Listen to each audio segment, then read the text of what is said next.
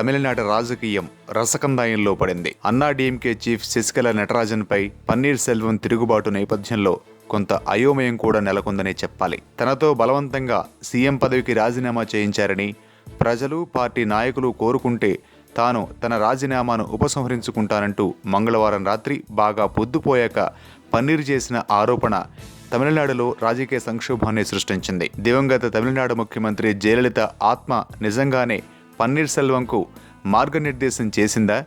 AIADMK party కోశాధికారి post నుంచి పన్నీర్ సెల్వంను ఆ పార్టీ చీఫ్ శశికళ ఇప్పటికే తొలగించిన నేపథ్యంలో ఆయనకు ఎంతమంది ఎమ్మెల్యేలు మద్దతుగా నిలుస్తారు? ఇప్పుడు తమిళనాడులో ఏం జరగబోతుందనే విషయం సర్వత్రా చర్చనీయాంశంగా మారింది. సీఎం పీఠం శశికళకు దక్కుతుందా, లేక తన రాజీనామాను వెనక్కు తీసుకుని బీజేపీ, డీఎంకేల మద్దతుతో పన్నీర్ సెల్వం ముఖ్యమంత్రి పీఠాన్ని తిరిగి అధిరోహిస్తారా? ఇటువంటి రాజకీయ సంక్షోభ సమయంలో గవర్నర్ సిహెచ్ విద్యాసాగర్రావు పాత్ర ఎలా ఉండబోతోంది? ఆయన ఎవరి వైపు మొగ్గు చూపుతారు? పన్నీర్ సెల్వం రాజీనామాను గవర్నర్ ఇప్పటికే ఆమోదించిన నేపథ్యంలో తిరిగి ఆయన తన రాజీనామాను వెనక్కు తీసుకునే అవకాశం ఉందా?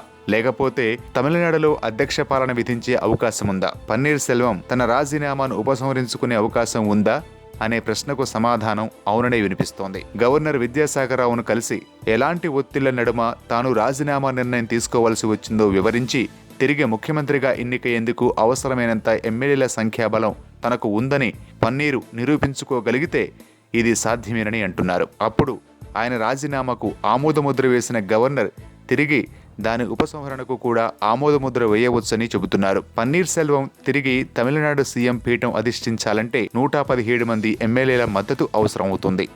వారందరూ గవర్నర్ ఎదుట తాము పన్నీర్ సెల్వానికి మద్దతు తెలుపుతున్నామని ప్రకటించాల్సి ఉంటుంది. గవర్నర్ విద్యాసాగర్రావు ఆదేశాల మేరకు ప్రస్తుతానికి తమిళనాడు సీఎంగా పన్నీర్ సెల్వం కొనసాగుతున్నారు.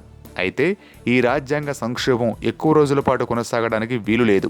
గడువులోగా ఇటు పన్నీర్ సెల్వం గానీ లేదంటే అటు శశికళ గానీ సీఎం అయ్యేందుకు తమకు అవసరమైనంత సంఖ్యాబలాన్ని గనుక గవర్నర్ ఎదుట చూపించుకోలేని పక్షంలో తమిళనాడులో రాష్ట్రపతి పాలన విధించమంటూ గవర్నర్ విద్యాసాగర్రావు సిఫార్సు చేయడానికి అవకాశం ఉంటుంది.